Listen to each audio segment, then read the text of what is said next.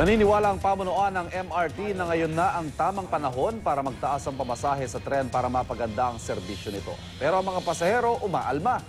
Pagandahin daw muna ang serbisyo bago magtaas. May live report si Micaela Papa. Mika.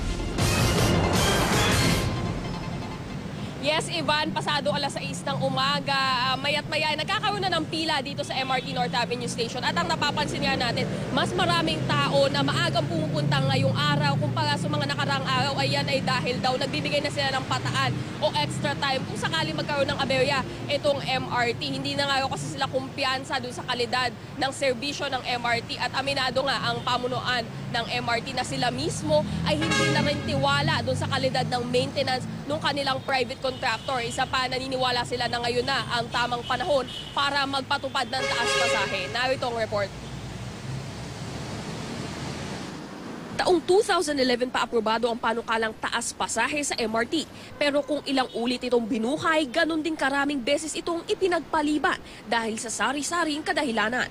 Pero kung ang pamunuan ng MRT ang masusunod, ngayon ang tamang panahon para ipatupad ito. Yung malilikom natin doon sa fare adjustment, ipupunta natin dyan sa mga rehabilitation at saka sa mga upgrading natin. Pero ang mga pasahero hindi kumbinsido. Ayusin muna nila bago nila itaas, di ba? Tataas nila yung yung pamasahe dahil lagi po nasisira. O kasi dapat po talaga may budget po yun sila para sa maintenance ng ng MRT. Sino nga namang matutuwa kung ang listahan ng aberya ng MRT ay halos singhaba na rin ng pila ng mga pasahero nito. Kahapon lang binaha naman ang riles sa tunnel ng Ayala at Buendia stations dahil sa malakas na ulan. Pumalya raw kasi ang isang transformer kaya hindi gumana ang pump na tagahigop ng tubig sa tunnel. Dahil dyan, pinutol ang biyahe ng mga tren hanggang Shaw Boulevard bandang alas 2 ng hapon. Wala pa naman dun sa level na napunta na sa riles yung tubig. Pine-prevent lang namin yung mangyayari.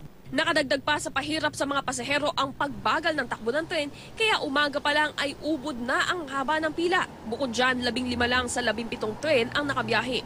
Kahapon, inumpisahan na ng mga eksperto mula sa MTR Hong Kong ang technical audit sa MRT. Ang Global APT ang namamahala sa maintenance ng MRT kapalit ng 57 million pesos kada buwan. Kaya naman sa pagdinig ng Kamara, diretsa ang sinabi ni MRT OIC Honorito Chaneco na hindi siya kontento sa performance ng Global APT.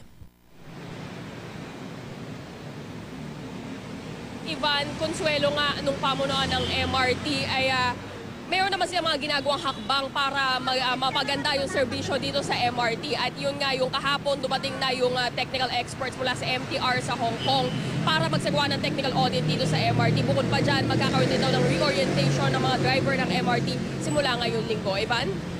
Maraming salamat, Mika Papa.